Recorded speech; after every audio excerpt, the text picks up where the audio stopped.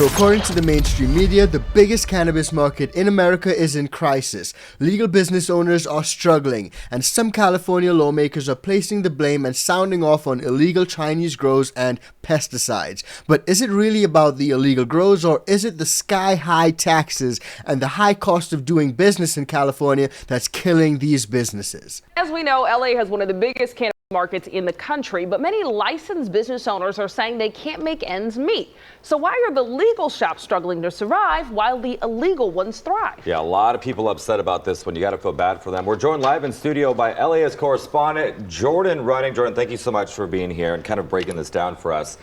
This is a huge industry, especially here in California. Many legal pot shops, they're actually struggling to stay afloat. That's surprising. It's hard. I mean, it's not easy for these business owners. Right, and so there is a lot of consumption here in LA County. There's almost 1 million pounds of cannabis is consumed every year. That's a lot. And so of that, though, about 60% is going to illegal shops. So the legal shops, they have to fight for the competition of just market pressures, but then they also have to deal with the fact that these illegal shops aren't paying taxes. They're paying lower leases on their properties. And so they have to charge more, which is pushing, again, a lot of these consumers to go to the illicit shops. Okay, so the city was supposed to be using tax millions of dollars in grant money to help the legal business owners, but that doesn't seem like it worked. What happened to that money? Right, so there's a lot of things that went on here. First of all, it took a long time for this money to get to the business owners. So a program was started in 2017 initially that was supposed to help specifically people from Black and brown communities who had been criminalized by the war on drugs in the past. And so this program, although it was created in 2017, the first money didn't actually go out and the first licenses didn't get applications until 2019. The first money didn't go out until 2021, according to some of these business owners. Right. And so during this time, a lot of these business owners were actually paying rents on properties that they had to acquire in order to apply for their licenses. So this is driving these business owners into debt. Right. And they're just trying to do it the right way, the legal way, and they're getting basically screwed over. Exactly. So let me break this down for some of you guys. Some of these businesses have taken steps to get things set up since 2017, back when that program was put in place. And it appears that in order for these businesses to follow the law, get their licenses and so forth, they need to have everything set up, and that includes your leases. And some of you guys may not know this, but in situations where you're actually running a cannabis business or a dispo, sometimes those lease prices are actually a lot higher than if you're running any other type of business. Not only are there insurance and security requirements, but sometimes those landlords just jack the prices up because they consider your business to be a little bit more risky than the traditional stationery store or food shop. Now, it's not just that, but you guys would have seen back in that clip that there's a 40% tax rate at present, and that incorporates all the other taxes that are stacked up. So it obviously does not take a magician or a mathematician to figure out why these businesses are suffering in California. You got a city sales tax, a business tax, a state tax, and all of that amounts to a 40% total tax rate. And the fact of the matter is, if you try to set up a legal business and do things the right way, follow the laws and do things by the book, you're actually losing tons of money. Whereas the other guys down the street who are not doing things the proper way, don't have a license or a proper storefront, paying taxes and all that, they're actually making more profit and are able to stay afloat simply because they don't have all these fees, taxes, and all that other stuff eating into their bottom line. So they have to deal with, like I mentioned before, these market pressures that illegal companies don't have to deal with. And then also I talked to quite a few of these business owners who said they've been receiving more law enforcement attention than the illegal shops. Wow. So one in particular said that they had been raided, or I shouldn't say raided, but they had been, had the state police come in to collect taxes several times in a few months. That's crazy. Yeah. State police coming to your place of business to collect taxes. Just let that sink in. What about the guys who are not paying taxes and don't have a storefront or a license? Now, these police officers are not just coming to collect taxes, they're breaking open machines like ATMs, and I have no idea why they're doing that. Now, there are a lot of instances where cities and states claim that they're using the tax revenue generated from the good herb for all types of noble causes, fixing the roads, schools, kids, to keep criminals off the streets, all types of stuff. But the truth is, how how often are these taxes actually being used for those purposes? And it seems like sometimes the money's just being straight up mismanaged. And that's exactly what happened here in Cali, so have a listen. It's crazy. Yeah, no, that's a lot. I want to talk a little bit more about this audit because you found, uncovered a lot. What were some of the bigger findings that you found that you're like, wow, I was not expecting that, or maybe you were? Right, so there were two separate audits that took place by two different state organizations. One of them found that the city of Los Angeles may have misspent up to $10 million they found that the state had potentially misspent money. The city itself found that money could be up to $10 million. And so that has been in the budget and included in this most recent budget year. And there was a separate audit that found that some of this money that was intended to go directly to these social equity businesses in the form of grants, loans, and direct assistance, that money wasn't actually provided as the grant agreements intended. This is all very interesting. Okay, so the city is saying that it's giving legal help and support to these businesses. The business owners clearly don't feel like that's enough. Right, and so the city, they say that they are providing legal support. They told me that they provide up to 10 hours of free legal support and 30 hours of low bono or cheaper legal support. Okay. But I was talking to some of these business owners and they said that's not enough to really cover if they needed to file a lawsuit, which they have had to do in the past already, to cover a few different things that have come up in this process. Yeah, there definitely needs to be something because, these business owners go through so much. And we all know, we hear about these stories with small businesses and all that they go through. And when you feel like the city's not helping you or the state's not helping you, that's a problem. From your story, what do you think needs to be done from here? Where do we go from here? So there's a few different things that these business owners are really calling for right now. One of them is stronger enforcement on these illicit businesses. Right. And nobody's calling for a return to what had been happening in the war on drugs, but just at least an equal enforcement against these businesses that can give the legal businesses a chance to really compete in the market. Yeah. Another thing is potentially lowering fees and taxes on these businesses.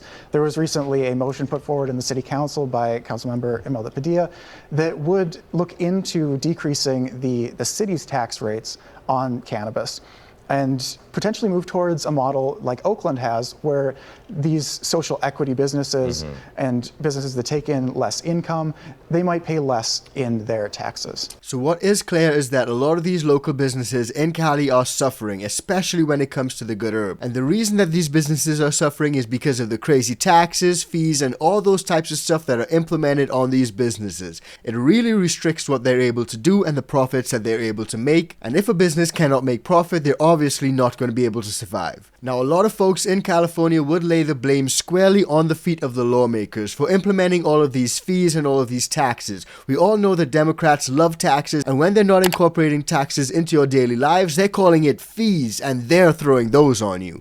Meanwhile, these same politicians, lawmakers, and governors have all types of funny ways to avoid paying taxes that are not available to regular people like you and me. Now that said, Cali is also doing some pretty cool stuff like a cannabis experience at a California State Fair, and I want to get into that in a bit. But before we do, just a quick reminder, if you're getting value from this video, please do like, share, and subscribe to the channel. And if you want to support us further, join the ICANN VIP Bean Club or just buy us a cup of coffee. And if you happen to be a home gardener, try the ICANN Organics, use the code LEGAL, it works on the bundo and the beans. Now as I said earlier, California lawmakers love taxes, they love fees, and rather than actually accepting the fact that these taxes and fees are what are decimating the industry in California, they're rather sounding the alarm on illegal Chinese pesticides and grow operations. Have a look. Authorities in Northern California sounding the alarm over a dangerous new twist in the black market marijuana trade. Local sheriffs say international crime rings are smuggling in powerful Chinese pesticides.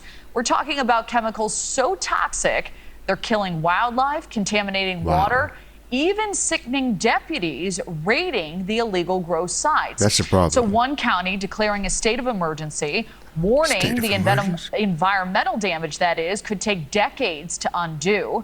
News Nation's Jorge Ventura joins us live now. So Jorge, how are law enforcement officials responding to all of this?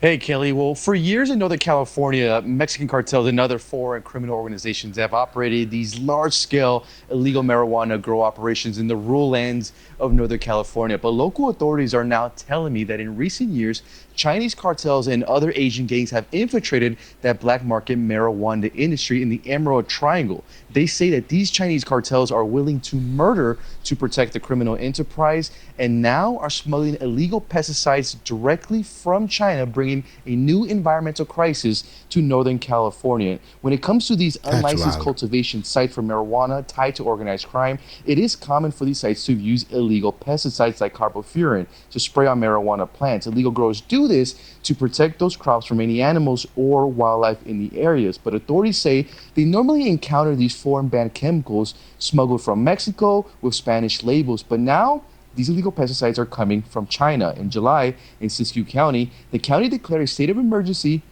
from thick poisonous smoke caused by illegal growers burning these materials infused with these banned chemicals from China. The damage from the chemicals it's on so many different layers. We finally had to go to basically taking a small bulldozer with an enclosed cab because we didn't want to get these chemicals off the plants onto ourselves. And we started bulldozing these grow sites that we used to cut by hand because there's so much concern about, even touching this stuff. And then I believe it was Siskiyou County that had a couple of deputies that were injured. I've had some deputies, injured. Now you're looking at our exclusive photos of the most recent illegal Chinese pesticides encountered by local law enforcement in Northern California. These foreign banned chemicals pose severe dangers to public health, impacting the water ecosystems and even first responders who are not prepared for such hazards. Lieutenant John Norris Jr., retired with California Department of Fish and Wildlife, is warning that these Chinese illegal pesticides could be more deadly than those illegally imported from Mexico. Wow. Norris warns that if the state of California does not step up enforcement on these toxic chemicals, the environmental damage could take decades to reverse. They're active nerve agents, as we've seen with like the carbofuran that Mexican cartels are using all over the country. But these imported chemicals from China are as deadly, if not more so deadly. They're nerve agents as well. They're being used in multiple different ways throughout all of California, but Siskiyou County is being impacted by far the most. In over 177 investigations Siskiyou County Sheriff's Office have had on illegal marijuana operations, they found these chemicals in them. When these grow sites are discovered and they are eradicated, 9 times out of 10, especially on private land grow sites, all of those chemicals don't necessarily get removed. All of the waste, all of the destruction, and what's happened in that grow site that's environmentally destructive, whether it's massive amounts of water stealing and water poisoning, and or it's just these chemicals being out there to harm anything living, they're not removed. So wildlife continue to die, water stays poisoned. So there's no two ways about it, guys. That's a pretty scary story. Some of these deadly imported pesticides from China that are acting as nerve agents, wild scenes, guys. And this takes us straight back to what we were saying earlier on in the video. If there were less taxes, less regulations, and less stigma around the good herb, then a lot more people will be free to grow this good plant. And not just that, but a lot of these legal business owners will be able to set up and thrive. And in a situation like that, who wins? Obviously, the consumer wins, the community wins, the shop owner wins, everyone wins. And it's simple, because people are able to get their medicine. There's no harmful Chinese pesticides floating around harming waterways, harming wildlife, or harming anyone. So drop it in the comments down below and let me know what you guys think about that. That is pretty crazy. But on a brighter note, the California State Fair, which opened up last month, has attractions including rides, food, live music, and also a cannabis experience. Now it's limited to 21 and over, but it has expanded to 50,000 square feet. So have a look. Well, the California State Fair, can you believe it? It's just days away. So hard to believe. Where did the time go? Well, the gates open Friday morning for the 16-day run. The fair starts 10 a.m. Friday morning. Hours are 10 to 10 Friday through Sunday and 4 to 10 Monday through Thursday. As always, the fair includes plenty of rides, food, music, and other performances. Also returning this year, the massively popular Cannabis Experience. It's the 4th year for the Growing Showcase, which went from 5,000 square feet in year 1 to 50,000 square feet this year. Yeah, baby. Yes, we're compliant. It's 21 and over. We're very sensitive to, the family-friendly aspects of the state fair. So we do everything we can, working with our partners at the DCC and the Office of Cannabis Management to make sure that everything is top-notch. This will be the second year cannabis consumption will be allowed, but only inside the exhibit. Advance tickets are $16 for adults, $12 for seniors, $10 for children. Kids 4 and under get in for free. Now, what was pretty interesting about this California State Fair is that there were also cannabis awards, and that took center stage at the state fair. But also at the state fair, a lot of people expressed concern about the high taxes that are imposed on these local businesses in California. So have a listen to what they had to say. This also comes at a time where California's excise tax on legal weed increased from 15% to 19%. It's known as a levy imposed on a good by the state before sales tax are applied. The 4% is huge. I think it affects the consumers the most. At the end of the day, a 4% increase in tax only further pushes people into the unlicensed market. And the people that get hurt the most are the small mom and pop farms. One of those small mom and pop farms includes Emerald Spirit Botanicals. Joseph Haggard says he'd like to find a way that both the government, the farmers, and the patient can all work together in harmony. We need to discover what that balance is, and if any party takes too much, then the other groups suffer. And so we need to come at this together to support each other. Moore says with all the lawmakers who attend the state fair, an event like this shows the importance of the industry and the part it plays in the economy. Our hope is that they hear and see this and recognize that we are just an agricultural crop and need to be treated in the same way. So that is pretty cool. But let me know what you guys think about everything that we discussed in today's episode. Drop it in the comments down below and let me know if you guys are concerned about those Chinese pesticides that seem to be infiltrating these illegal grow operations across America. But also, what do you guys think about the crazy taxes that they're implementing on these local businesses in California? It's absolutely crazy and sad to see some of these businesses having to shut down. So let me know what you think about it all. Drop it in the comments down below. Now, one thing that California has is super restrictive and crazy laws when it comes to your Second Amendment rights. But thankfully, a federal judge recently ruled that now medical patients can exercise their Second Amendment rights. But it's not all states. So have a look at that video because it's coming up right now.